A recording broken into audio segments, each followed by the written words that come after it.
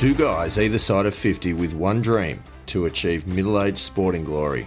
This is the Missing Links Golf Show.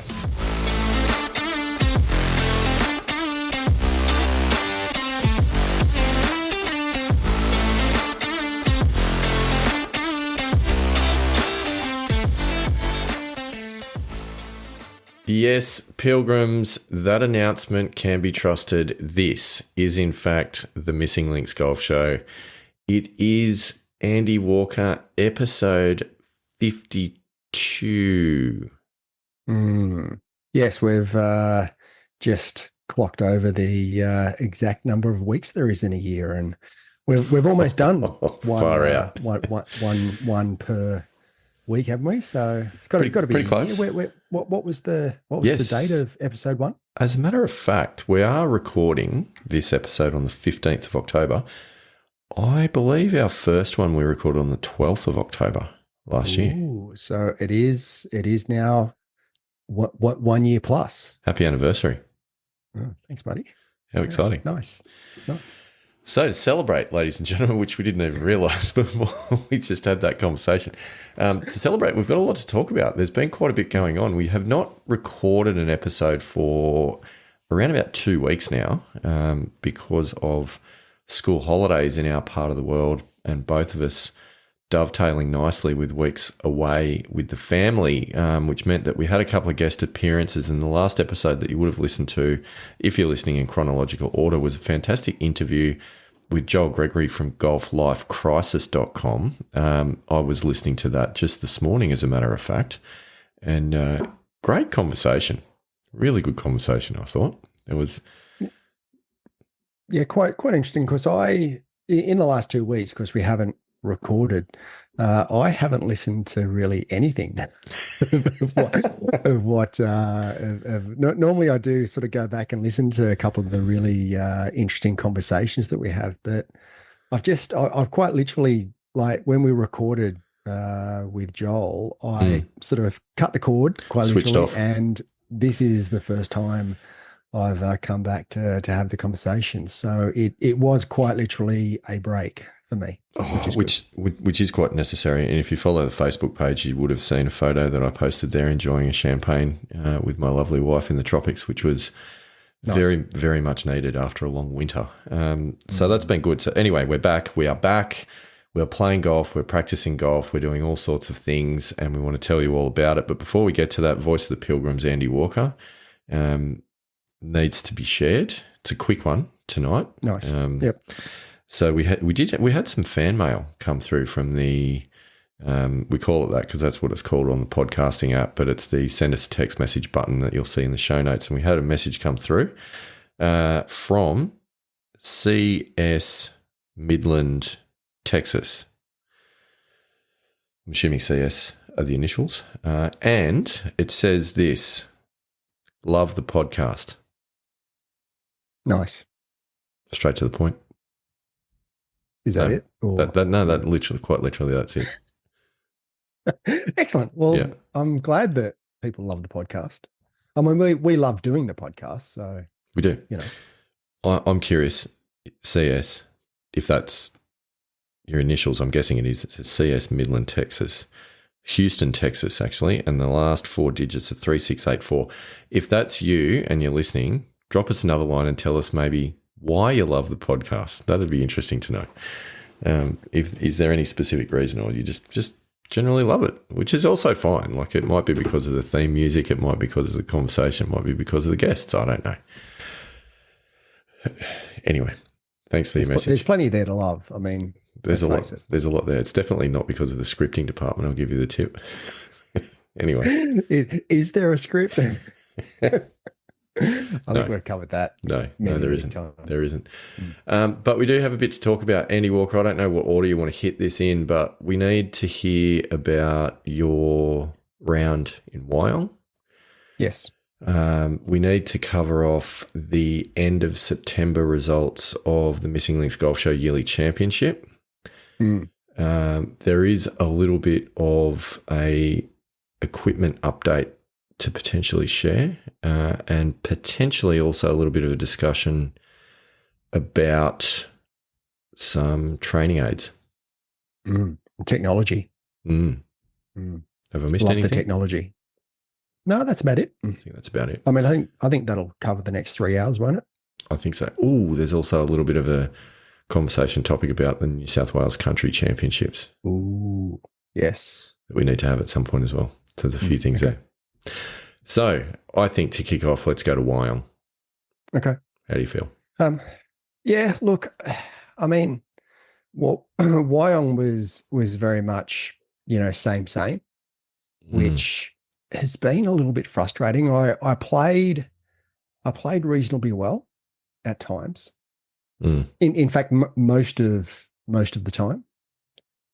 But then I played appallingly bad, just a few holes. That's all it takes.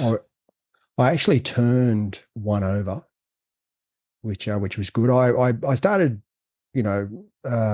quite well in that I felt as though I was hitting the middle of the club for the first few holes. Then it got a little bit scrappy through the middle of the front nine, but I still managed to keep it together. And I was actually playing with David McClelland, and I did mention to him that I wasn't quite hitting it out of the middle for the last few holes of the front nine, but still, I was pretty happy that I'd kept it together. I was only one over. We turned down the back nine at Wyong. I played 10, made a good par at 10. Then on 11, now I was a member of Wyong for maybe a year and a half. True. When I first moved up to the Central Coast. And 11, 12, 13, 14 were always my holes that I struggled with. In fact, locally known as Amen Corner. I see. Because they are quite difficult. And after my par on 10, so I was one over after 10, I went double, bogey. That's not good. No. And it pretty much, I went from potentially having a reasonable round through to, this is same. And ended up shooting 78, which it's par 71. So it was 7 over. But it's just in that sort of 7 or 8 over type of range that I've been scoring. In fact, I've sort of gone back and excluding my debacle at Glenmore, my last 6 rounds have been 78, 78, 80, 80, 80, 78. So it's consistent. Yeah, it is. It is. And it's also been pretty consistent in that I feel like I'm playing really good golf at times, and it's not far away. It's just a couple of holes. Is that the go? It's just a couple of holes. Like it's just a debacle. And interestingly, because I went down in the school holidays, went down to Ulladulla as Ted from Mollymook, obviously my old man. He went down there, took the grandkids down to spend some time with Ted, and we went out and played 18 holes. Very similar story at Mollymook, in that I was even par through 5 holes. No, sorry, 4 holes. And on the 5th, which is a par 5, out of bounds all the way down the left, I hooked 2 out of bounds and ended up taking 9. Ouch. And I'm sitting there going, like, where did that come from? And 2? And yeah. Both off the tee? Was it 5 off the tee? But both off the tee. And they were horrendous shots. Like, they were horrendous. And I don't know where they came from. I honestly don't. Like, I'd actually started reasonably well and was hitting it pretty solid. And just these 2 shots just came out, and I don't know where they came from. Which is a bit of an issue because it is. It's not denting my confidence, but it's I just don't know. Does it sit in the back of the mind though a little bit when you kind of during the round, not consciously but just look, it probably, or maybe subconsciously, but certainly over the last 12 months, I feel like I've improved my mental game and my mental approach, and just sticking to process. Subconsciously, is it there? Well, Maybe Yeah, how I'm would you not know? sure, but I don't consciously feel. In fact, I actually feel pretty good standing over the golf ball Yeah. because I'm hitting a lot of really good shots. But I just don't know where these rank shots are coming from. Like they are horrid. Um, Is so it yeah, generally so is it that, generally the snappy that comes out?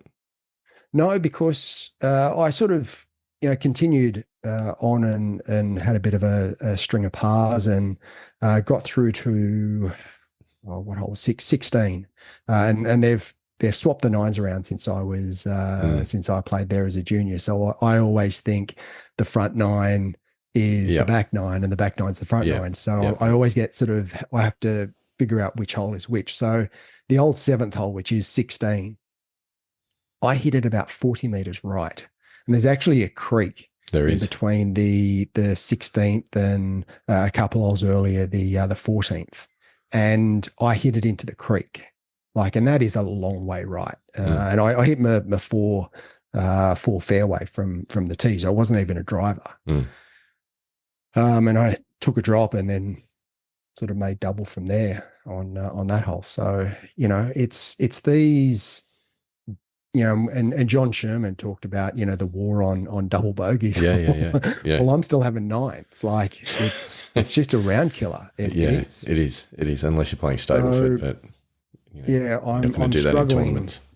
Yeah, I'm struggling a bit just with the blow up holes. So I don't know if that's just, getting some more rounds under the belt. I mean, they seem to disappear a little bit when earlier in the year when I was playing consistently. Maybe it's just time, and it will work itself out. But yeah, I'm not sure. I'm not sure where they're coming from. Yeah, I mean the other thing as well was that earlier in the year you'd gone through that swing change process, which seemed to be paying dividends, but then of course resulted in your pectoral and sternum injury, which may or may not have been related. We think probably it was. I just wonder if the swings probably reverted a bit back to what was happening prior to that. It might be time for a bit of a coaching tune-up. Well, interestingly, because and we talked just before we jumped on air about a new app that we've just when you discovered it and you sent it to me, and I had a bit of a play around with it about sort of 2 hours ago, and yeah, I'm very over the top, and when I go back and I'll remember what Ben Hogan wrote in his 5 lessons, that the plane on the downswing should be lower than the plane on your backswing.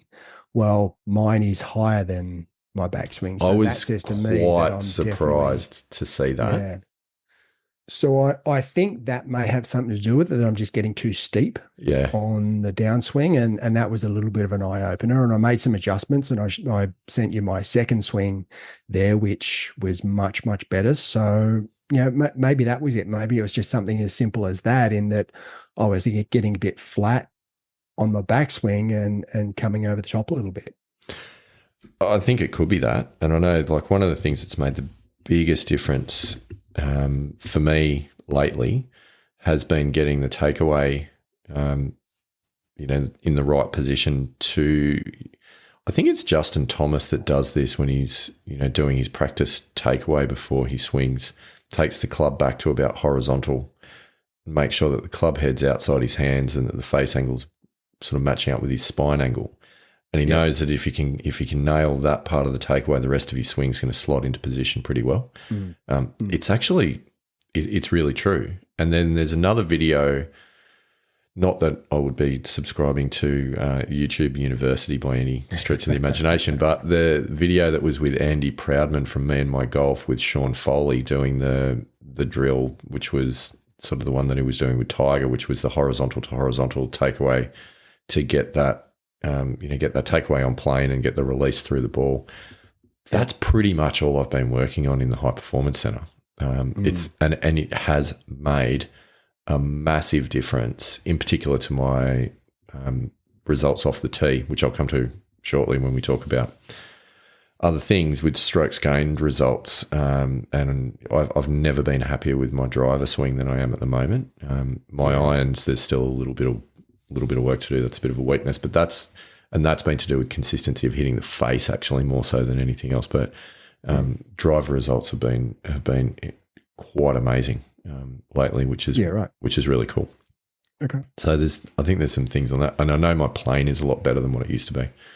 Yeah. So as you've seen from that little video that I sent through as well, I was quite happy with where that was sitting. Yeah, and that was very good. Like that was one of the things I noticed, and as soon as I saw that, I went, "Oh, that's really interesting," and sort of just twigged something in my mind where I thought maybe that's my issue, which is why I was keen to get straight out there and give it a crack. And so it potentially could be that I've just gone back to the old habits of coming a little bit over the top and getting too steep. Yeah, from looking at that video quite lightly. Pilgrims, for your information, the app that we're talking about, it's called Swing Replay. I saw it through another Facebook user that posted a video, and basically what it does is very simple. It traces the path of your club head in the backswing and the downswing with different colours so that you can really see the path that your club travels. It's very, very simple to use. You just put your phone on a stand behind you, and it automatically records your swing. It's really, really easy to use. So we'll chuck the details on the Facebook page for you to have a look at. It actually came up for me in the Apple Store as Golf Swing Replay.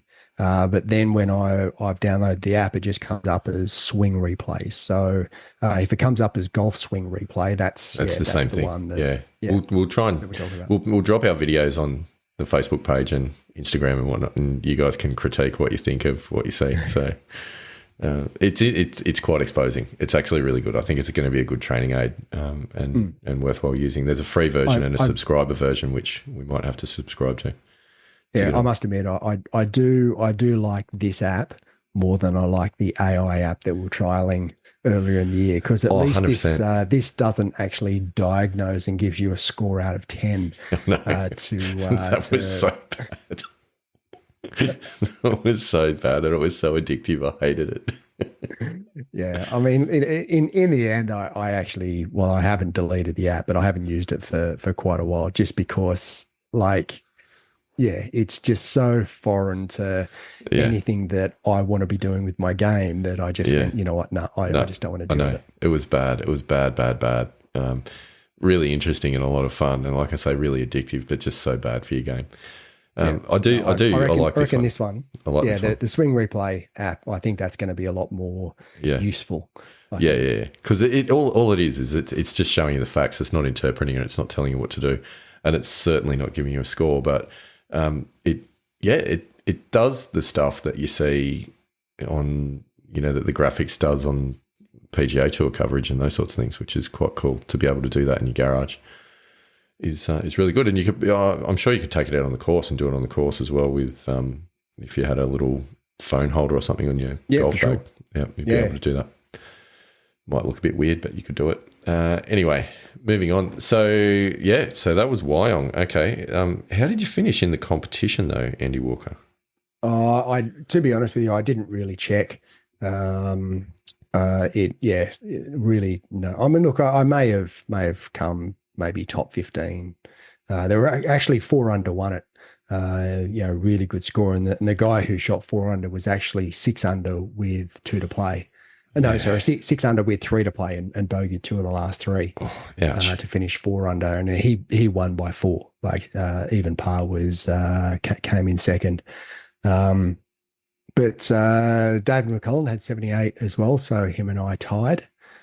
In fact, we both had 1.5 meter putts on the last.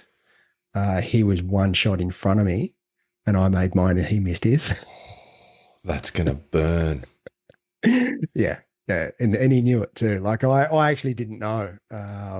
Did you make yours first? Yeah. Yeah, he's just doubled in length at that point, didn't it? Yeah. Oh. So that was quite interesting.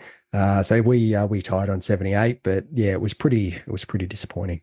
In all honesty, I'm not a fan of. Look, and 78's okay, I guess, but I'd much prefer to be It's not quite. It's not quite where you need to be. Shooting sort of mid to low 70s. Yeah. Well, so I am in finishing. I am going to take a bit of a break from playing in the senior events and just sort of come back and do some practice and try and get my game in some sort of order and maybe playing a couple of just local comps at my home club. No, that's totally fair. Totally fair. I want to come back to your point about you're shooting pretty much the same score every time you go out there, and it's getting a little bit frustrating and feeling like you're on a bit of a plateau. Yep. I want to run you through my last 4 rounds, Andy Walker. Right. Yep. And these scores have been 82, 84, 81, 82. Yeah, they're grouped together fairly well. Not a huge dispersion. Yeah, it's like, come on. And then when you take slopes and differentials and whatnot into account, the gross differentials on those rounds, so for handicapping purposes, it's been 12.0, 12.0, 13.9, 11.8. So I'm feeling your pain. Yep. Absolutely. I don't know what my gross differentials are, but they'd be grouped fairly close, I reckon. Yeah. So on that topic, though, that's my last 4 rounds in terms of the handicapping scores, but I do want to talk about the strokes gained results from, I can't go last 4 rounds, but I can go last 5 rounds. Right. Yep. So pretty close anyway. So against a scratch handicapper for the last 5 rounds, my strokes gained result actually appears better than what you would think from those. It's at minus 7.94, so basically 8. But I suppose when you look at as a scratch handicapper, that means that you're playing to scratch essentially 4 times out of 20. Yep. So that's probably reasonable. But when I break it down, Andy Walker, my strokes gained areas. So we've talked before how I've been quite happy with how my putting's going. Yeah. So that's sitting at minus 1.0. Okay. Which is not bad. Yeah. It's been better than that at times, but it's probably a fair reflection. Short game where the major issues have been is sitting at minus 3.97, so basically losing 4 shots around in short game. Yeah. That I think is fair. Approach. That's about half. That's half of your shots lost against a scratch handicap, isn't it? Or thereabouts. Yeah. Approach play minus 3.49, so 3.5 shots, which I actually think that the approach number could probably take responsibility for some of the short game number, in fairness. Yep. Because I'm putting the short game under pressure by missing greens. And so anyway, I would look at those two together and just say that that part of the game is the weakness. But tee shots, Andy Walker, gaining 0.52 on the field. Nice.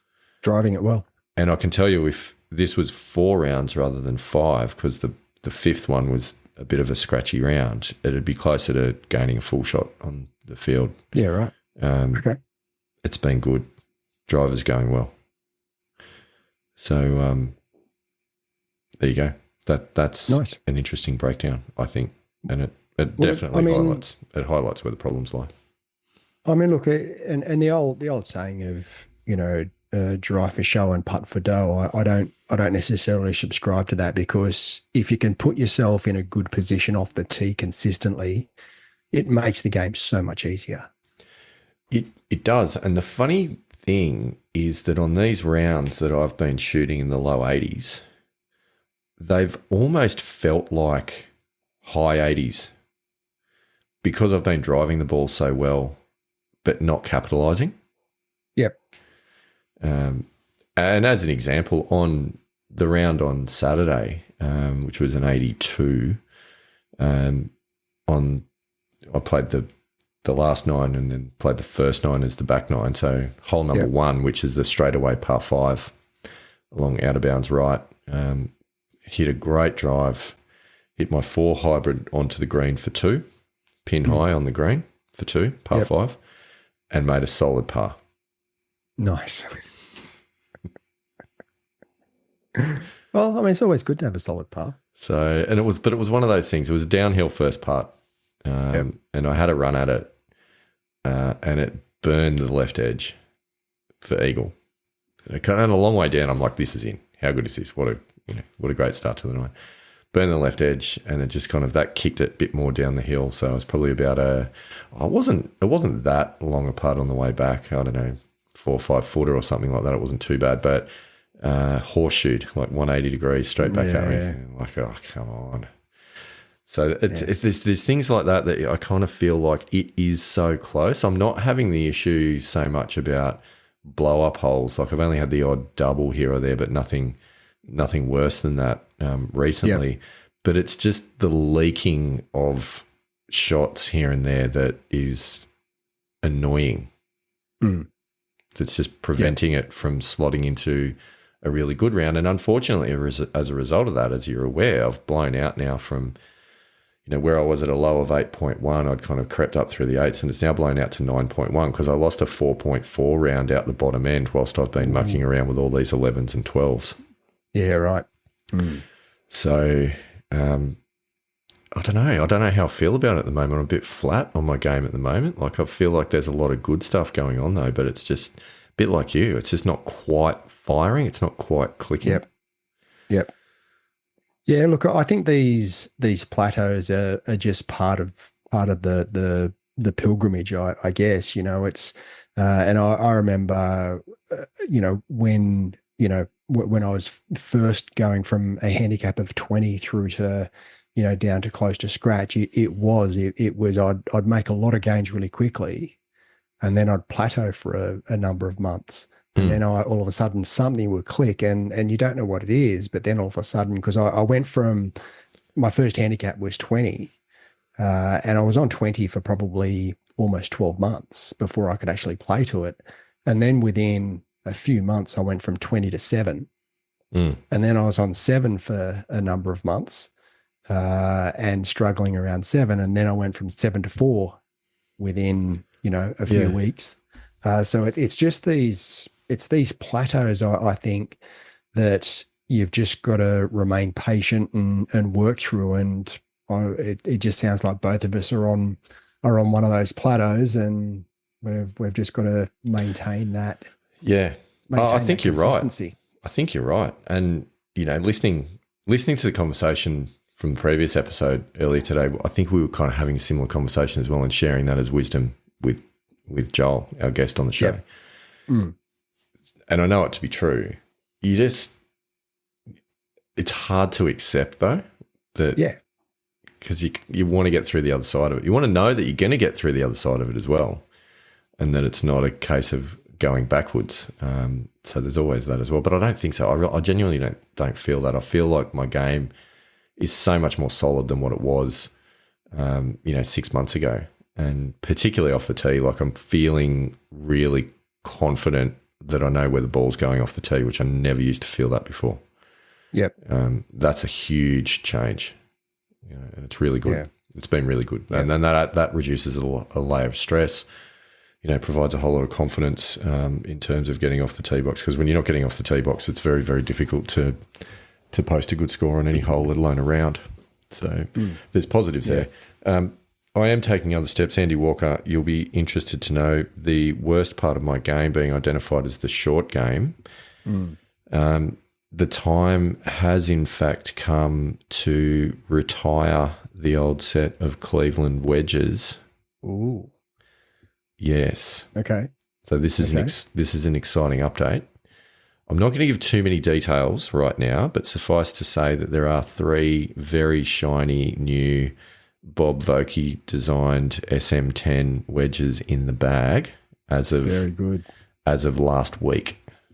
Very good. So that is the result of having a fantastic session with friend of the show Jason Butt recently.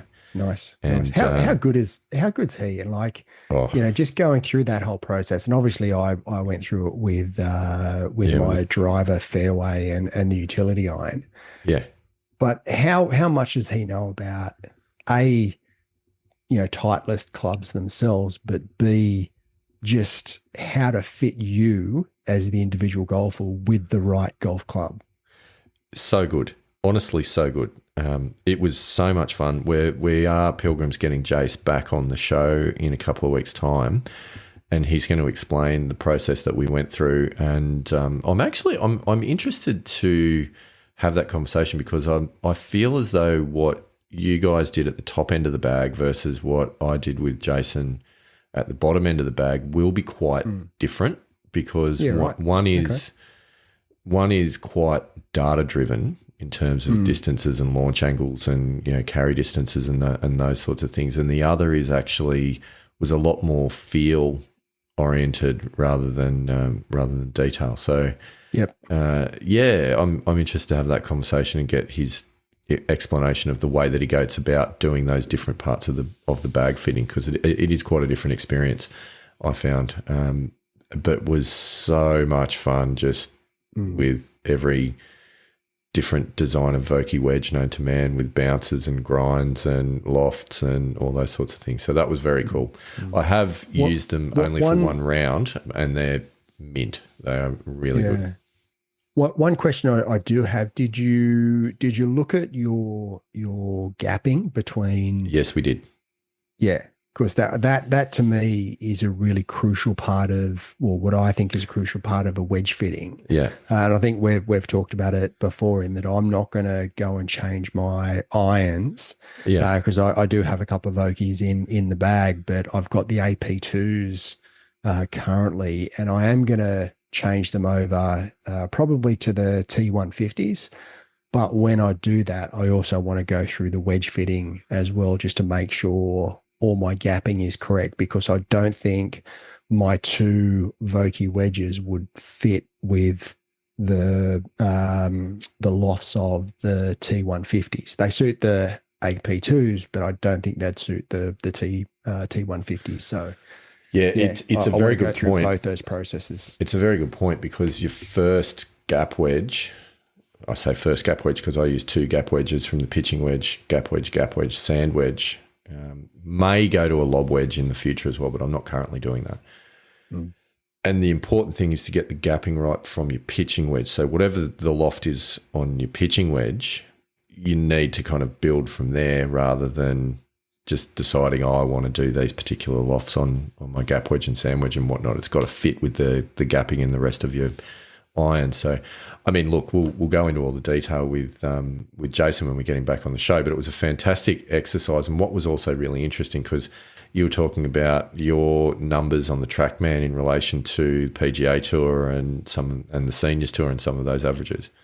So what came out really clearly is my club head speed and ball speed averages with the wedges was bang on LPGA. Nice. Read into that what you will. They're very, very good players. And I'm not surprised because it was similar to that when we played in the women's New South Wales Open Pro-Am with some of the ladies that were playing on the European Tour. Well, it's interesting, and you look back at some of the more sexist language that men have been guilty of saying in the past, and you play like a girl was considered derogatory. But I'm pretty happy about that. You see some of the girls play, and they're amazing. To be able to play like they are phenomenal. They're amazing. I'd love to play like a girl, an LPGA member, because they absolutely smoke it. And I remember going to the Australian Open, because the Australian Open is a combined event. There's the Girls Australian Open is run in conjunction with the men. And look, I love going out and watching, Adam Scott and Mark Leishman, and watched Joaquin Neiman and Minwoo Lee. I mean, those guys are amazing. But I followed Minjee Lee around for a little while. I followed Hannah Green around for a little while. They're amazing. And they absolutely busted out there. Like they are great players. And I was just impressed with them as what I was with the blokes. Like it was a really, really good. And I must admit, the Australian Open is a great event. Being that they run it in conjunction, I think they've found a good medium to be able to include the boys and the girls. It's a really good event. No, it is, and I mean, I offer that stat as one that I'm proud of. I was pretty stoked to see the fact that I was mixing it with, people that I watch on the TV, the LPGA Tour quality golfers, and so I was actually quite happy with that, especially as a player of the vintage that I am.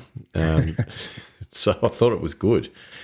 And I think as well, what's interesting is you go back a couple of years, and I think it was 2 years ago, Minjee Lee, when she was sort of at her absolute best with the results she was getting, she was rated as, I'm pretty confident that this statistic is correct. Fact check me if you like, internet, but I'm pretty sure she was rated the number one iron player in the world, like of men and women, in terms of proximity to the pin.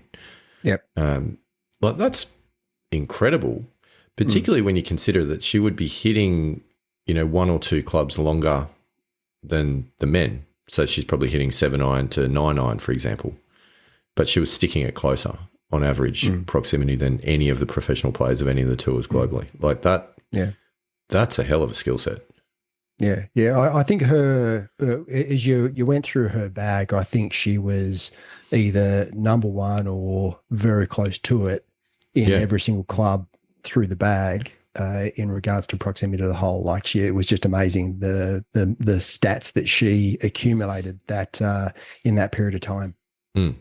Now, the key difference here is whilst I might have the same club head and ball speeds as the LPGA, my proximity to the hole stats not quite the same as we've just identified through our strokes gain data. So there's a little bit to work on there with the result, not just the action. Anyway, so that's happening. The other thing, Andy Walker, which is an exciting update, is I am very, very close to a coaching session. Nice. So that means that you have actually appointed a coach. Well, we've had initial conversations. It's looking good. I was hoping actually to get in today, but couldn't quite make that happen. So fingers crossed I might be able to get in this week if things line up. If not, certainly it'll be within the fortnight. But it is quite exciting. Yes, a fellow left-hander. Nice. I like it. Yeah, so I think that's good. We can talk the same language in terms of left hand, right foot, front hip, all of that. And so do you feel as though, being a left-hander, that he's going to have a better understanding of your golf swing? I actually genuinely think it'll make absolutely no difference.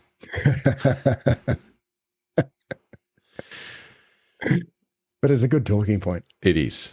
But we can both enjoy sharing stories about our respective superpowers of being left-handed. So anyway, I'm hoping that that's going to happen. And the first step is going to be full video analysis to go through all the things with the slow-mo camera and all those sorts of things. So fingers crossed that'll make a difference. Well, you've got the Swing Replay app now, so I'll take that with me. Good one. Yeah, I feel like his gear might be slightly better than my iPhone, but maybe. Anyway, that's okay.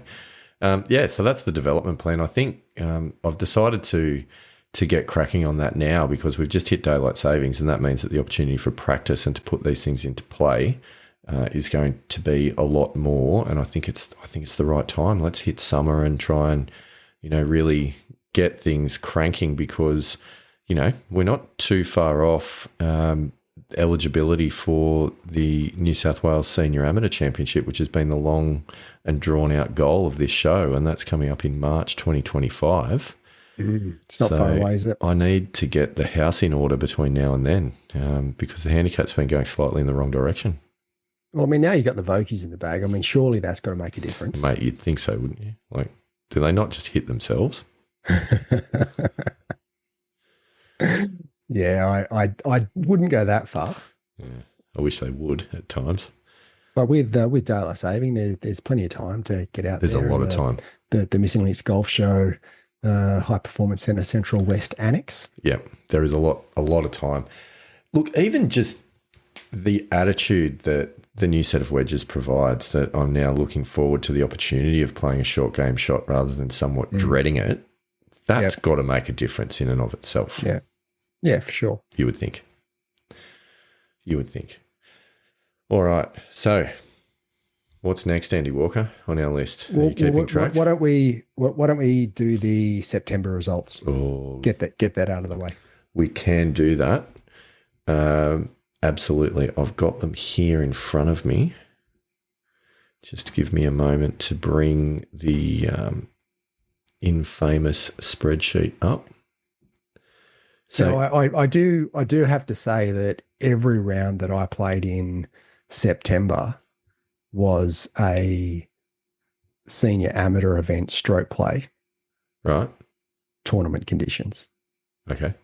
Which is taken care of by the slope rating on the course and the adjusted gross differential. So I don't understand your point. I was just making a point that every round was tournament conditions. Let's run through them with particular focus on what we call the differential percentage. So on the 2nd of September, with playing off a handicap index of 2.7, you had a gross differential of 13.0, Andy Walker. That is a net differential of minus 10.3, equating to a differential percentage of minus 381%. That was Glenmore, I'm assuming. Yep. Then on the 9th of the 9th, a week later, still playing off 2.7, you had a differential of 4.9, so a net differential of minus 2.2, which was minus 81%. At least that's in double figures. 300 percentage points better, which is good. On the 16th of the 9th. Weather may have had something to do with that. Yeah. On the 16th of the 9th, also of 2.7, you had a further round with a differential of 6.2, so net differential of minus 3.5, which is a differential percentage of minus 130%.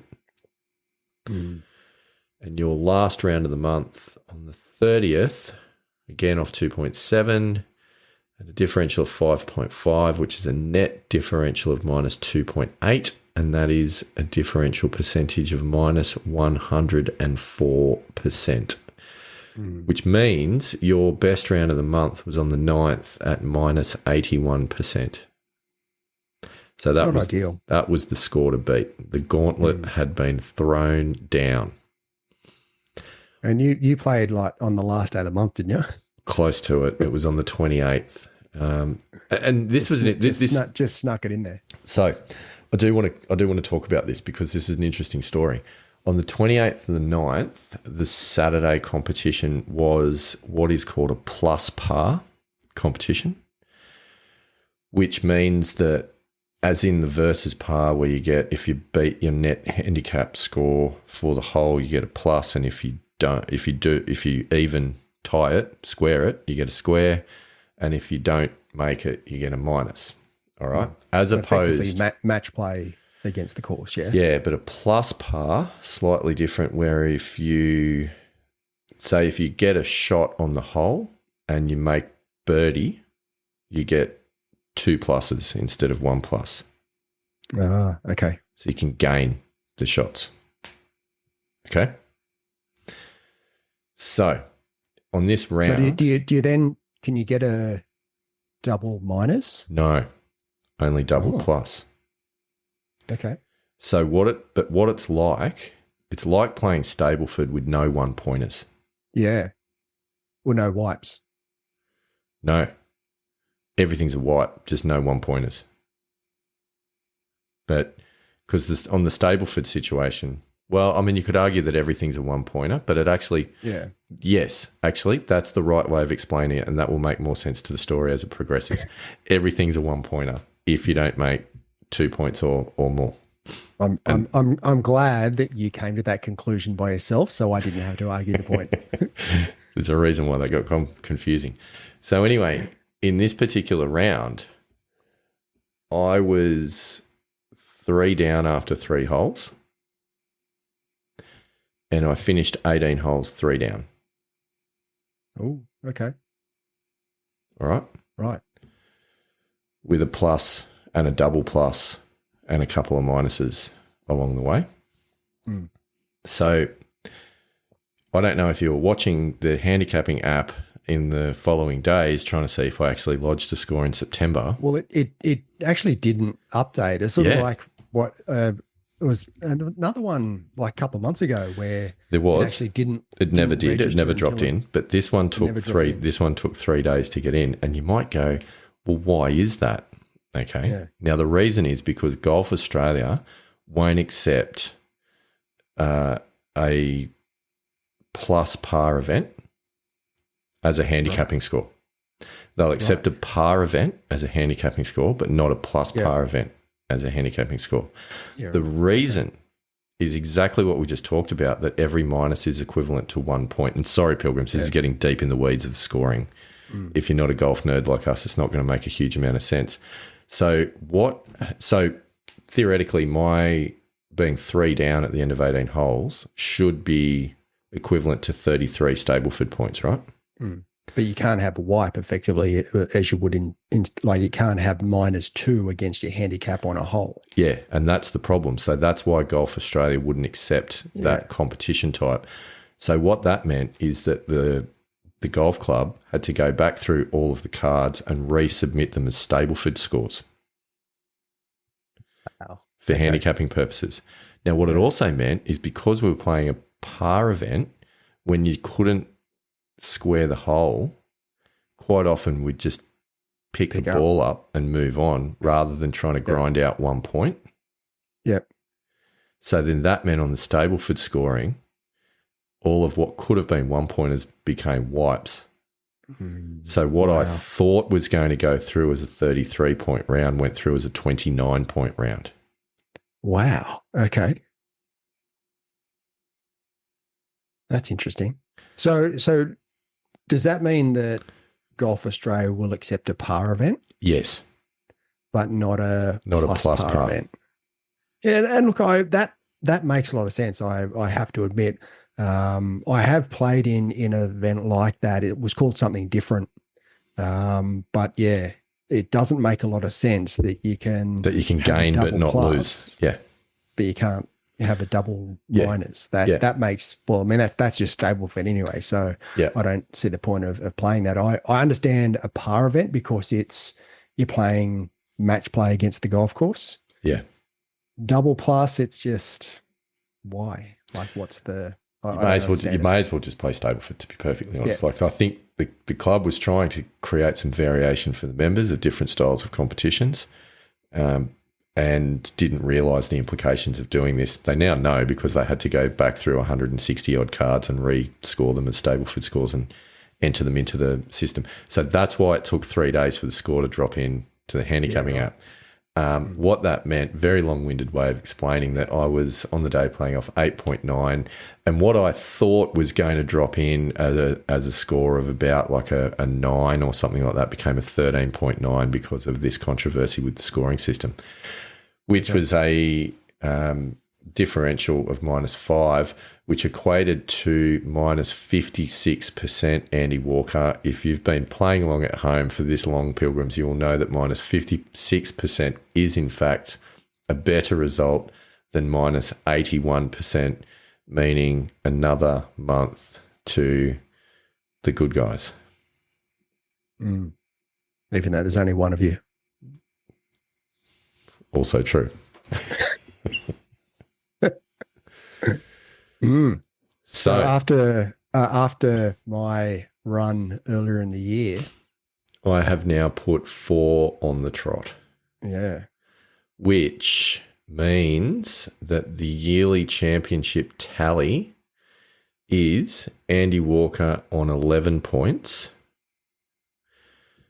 and Mr. Hinks on 15 points. ooh, 4-point advantage. Which is interesting because, as you'll know, within the point system, the rules of the game, that the best round of the year gets a 4-point bonus point. And it's probably unlikely that you're all going to get to that. Currently, the best round of the year is Andy Walker's plus 147% round. Just remind me again, what do you have to get to? Well, at the moment, let's just say for the ease of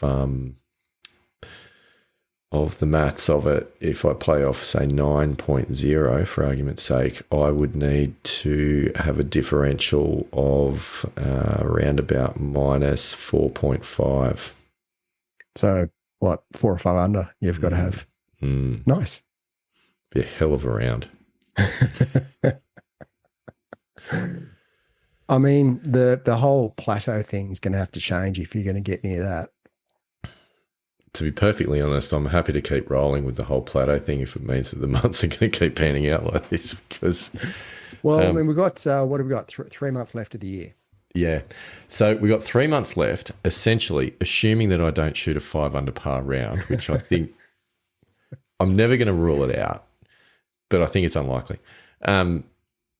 Assuming that doesn't happen and you claim the bonus points, that would mean that we are actually even with 3 months to play, which means I don't see how it can possibly be a tie. No. Unless neither of us play any more golf this year. But well, it potentially could be is that if, say, one of us wins October, one of us wins November, and then we don't play in December, and we both get -1. Let me give you the tip. If we're tied going into December, I'm playing golf. Is there a way that we could tie on the percentage? Well, that's the other one too. I mean, I don't know how realistic that is. I mean, mathematically, it's possible. I mean, you could have exactly the same gross differential percentage. That is possible. Yeah. We don't have a tie-break rule. And given that we don't have a rule, we can't implement one now because we set the rules and we have agreed at one thing. The one thing we have agreed on this competition all year is that we hate the rules. Yeah, they're going to be different rules in 2025. Yes, they will. But the rules are what the rules are. We agreed on it way back when, so we can't go adding them and changing them now. We've got to live with it, and we can change them all into 2025. But at the moment, it's all, for all intents and purposes, it's all tied with 3 months to play. And again, I say this again, as much as we hate the rules, it's all tied with 3 months to play. I think it's a good competition.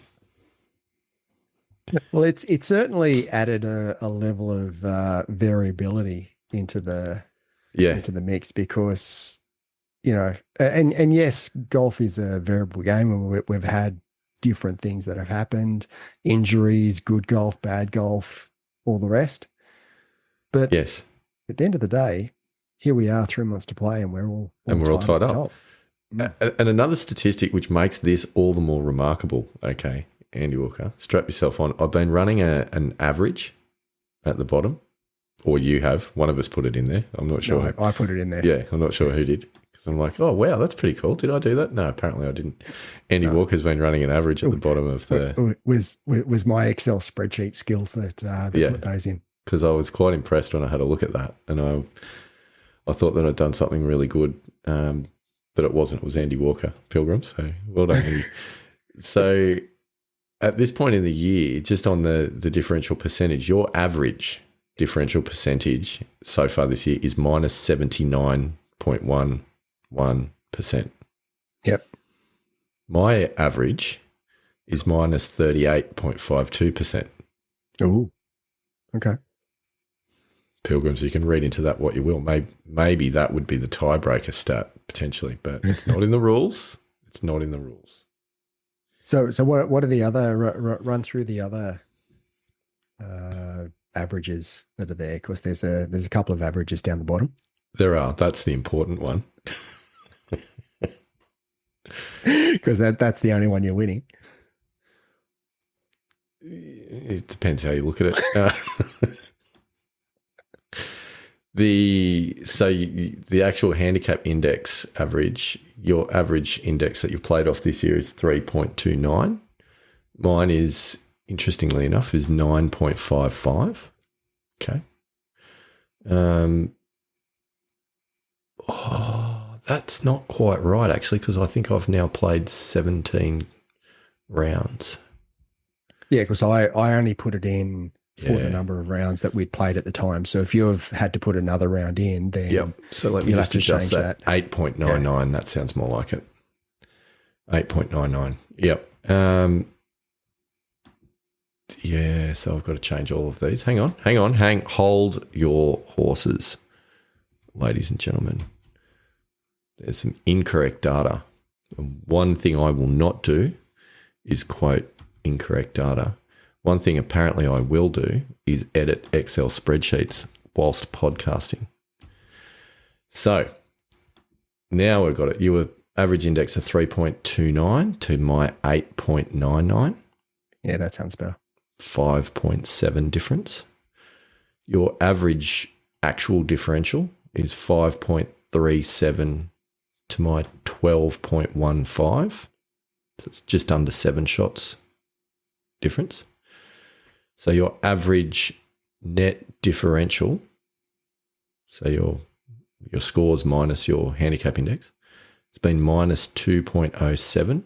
So on average, you've been just over 2 shots worse than your index. Mine is minus 3.16. So just over 3 shots worse. You know what? In fairness, that's not bad.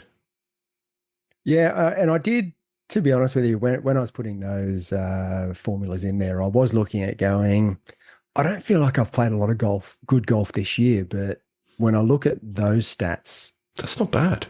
It's not bad. It's not bad. So obviously your percentage is higher because your numbers are lower, so that becomes minus 79.11. Mine, actually, now that it's divided by 17, is minus 36.25%. So you've played 17 rounds. How many rounds have I played? I think it was 16. 16. Pretty sure that's what I counted earlier. And I'm assuming is your October round in there? I've put it in today. Okay, so basically at the end of September, we'd both play. You've played 15. I've played 17. 15. Okay, and I've played 17. Yep. So, yeah, that is not bad. Yes, my October round is in. And it's no surprise because we've already talked about the fact that all my last 4 rounds have been pretty much exactly the same score. It was a differential percentage of minus 33% Andy Walker. So you need to post something in October with a differential of around about 3.5 or better. Yeah, so I've got to get my rounds back into the mid-70s rather than the high 70s to 80. It's definitely doable. Problem is and as we record this podcast on the 15th of October, I'm yet to play in a competition round. That is correct. And I will get another one in. I'll get another one in, I reckon, before the end of the month. Yeah, I've only really got one chance, which is actually on the 29th of October, in 2 weeks' time. You're gonna have to do it, otherwise. I got one shot. If you don't get it in, you can almost kiss the championship goodbye. Well, I will play on the 29th. That is good. I mean, I can't have another minors one. I mean, the only reason I had the minors one was through injury, so it wasn't through my lack of desire to play. So you say.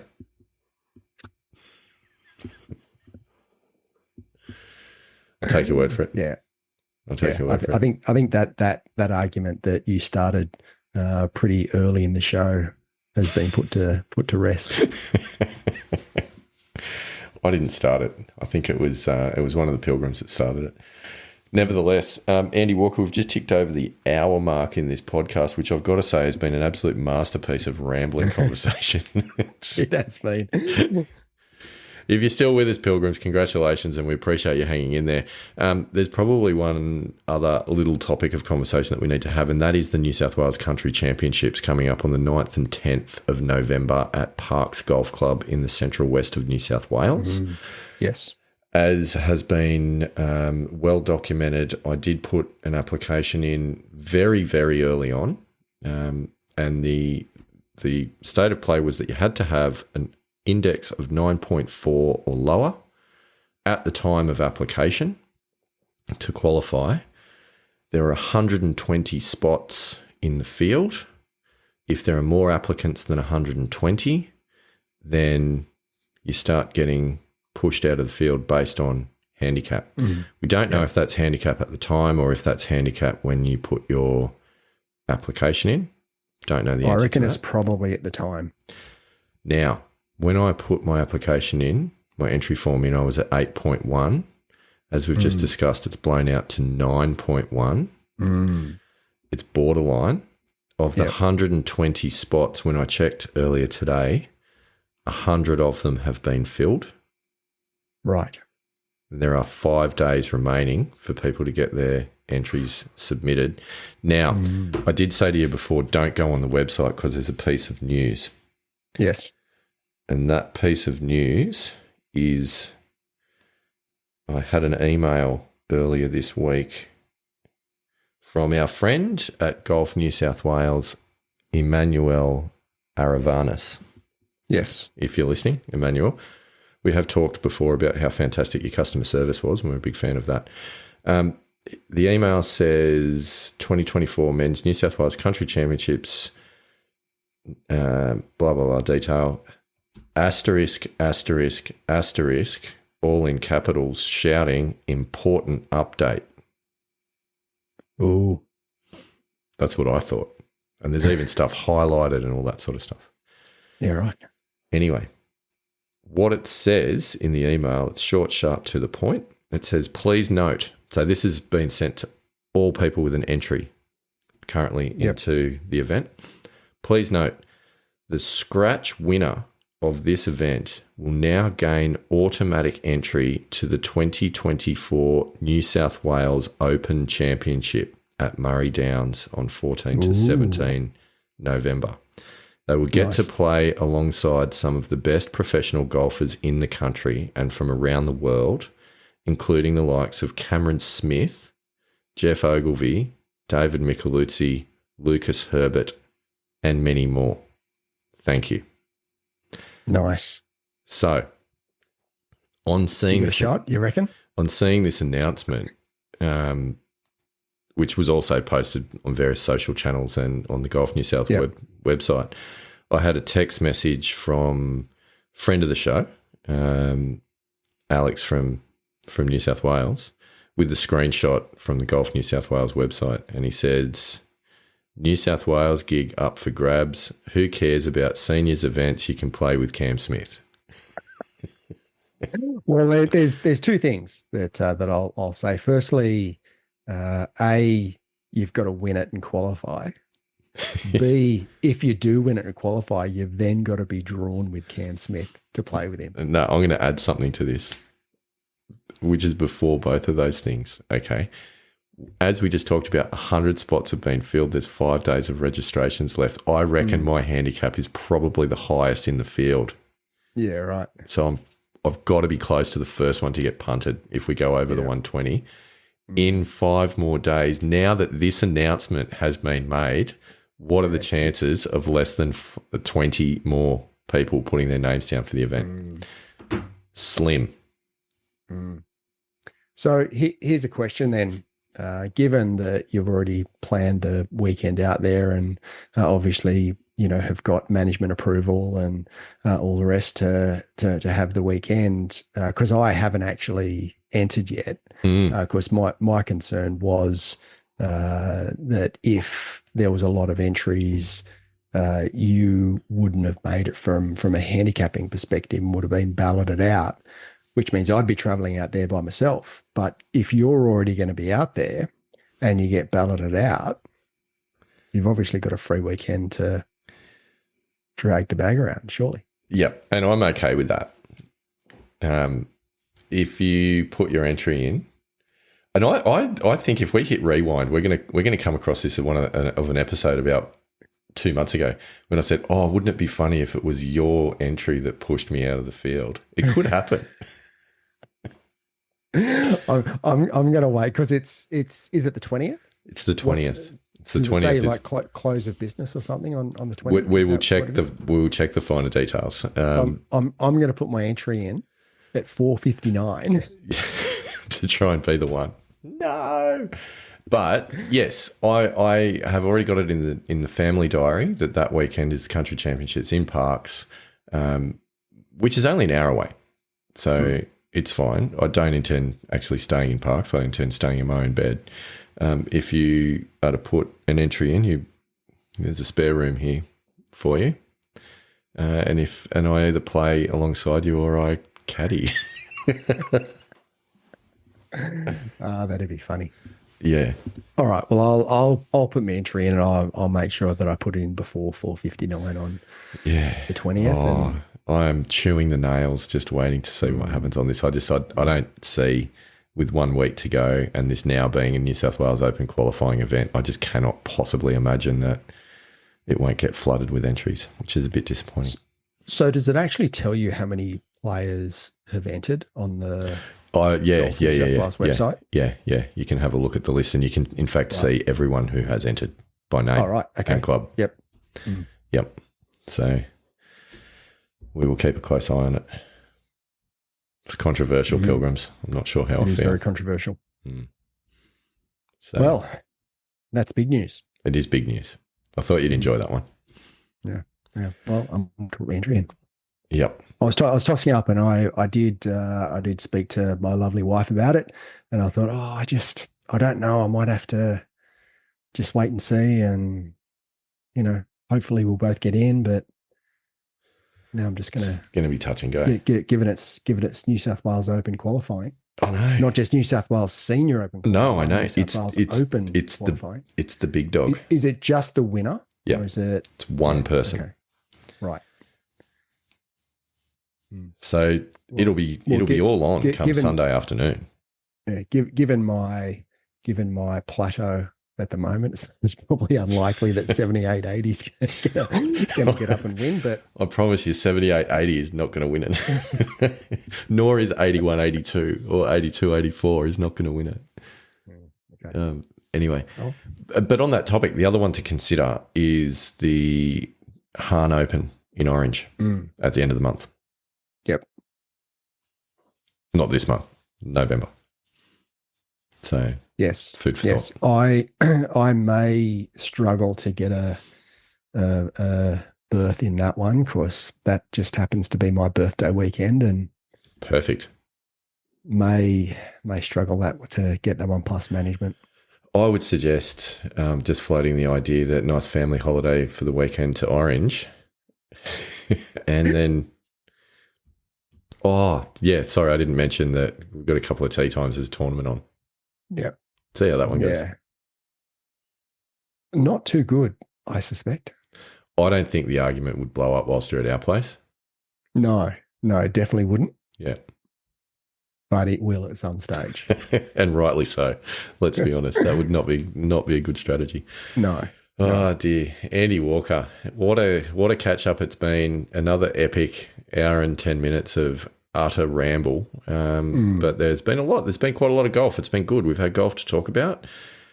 We've got development. We've got some cracking episodes coming up. We do. We really do. Some very, very exciting guests. I'm giving nothing away other than to say that one of them will be Jason Butt in the coming weeks, but there will be another special guest before that, which is I am super excited about. Yes, yeah, and it's a topic that that we've touched on at different stages, but haven't quite delved into it as yet, which I'm really looking forward to. Where would you place yourself on the spectrum between believer and skeptic? Well, on this particular topic, I would have to say I've got a very open mind because I know that the best golfers in the world have used it. And that's probably the main reason. If it wasn't for that, I'd go, no, rubbish. But I know that there's the best golfers in the world use this tactic.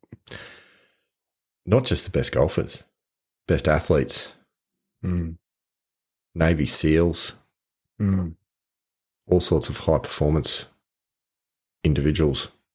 That's all we'll say on the matter. Strap yourselves in, pilgrims, because it's coming your way. Looking forward to it. It will be a lot of fun. But on that note, Andy Walker, is there anything else that we need to share before we wrap up this magnificent episode? Well, we didn't actually talk about the technology that. That's a good point. So should we leave that for the coming episodes, or should we cover that off now? I feel like we've got to probably about the attention span that we can hold people for after this. Gripping episode. Well, let's roll this over to the next episode. There's a couple of one particular app that I've invested in that has been a little bit of an eye opener and quite unexpected, some of the results. So I'm really looking forward to sharing those results with the pilgrims. That is exciting. I do look forward to that. There's a lot to come, pilgrims. I guess that's the point. There's a lot to come. Hopefully we break through the plateaus. Hopefully we get in the field for the New South Wales Country Championships. We will definitely know the answer by the time we record the next episode. That's exciting. Correct. Yes, that is exciting. So we'll be sharing that. We might even share that. You might find out the answer to that before you hear this episode because we might put a post on our socials. I don't know. Anything could happen. But there's a lot to come. We're nearing the last quarter of this year, or we're into the last quarter of this year. Daylight savings has hit. The summer is starting to heat up here in Australia. We're going to play a hell of a lot more golf. In fact, I am in a team for the midweek twilight competition at the local club. Nice. So with a few of the pilgrims. So that's going to be a lot of fun. A whole lot more golf to talk about in coming episodes. And I sincerely hope that we're not just talking about those same scores week in, week out.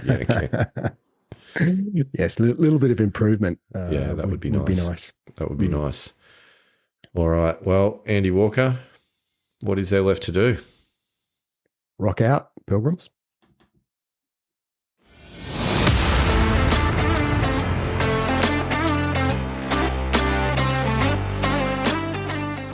Thanks for listening to us today.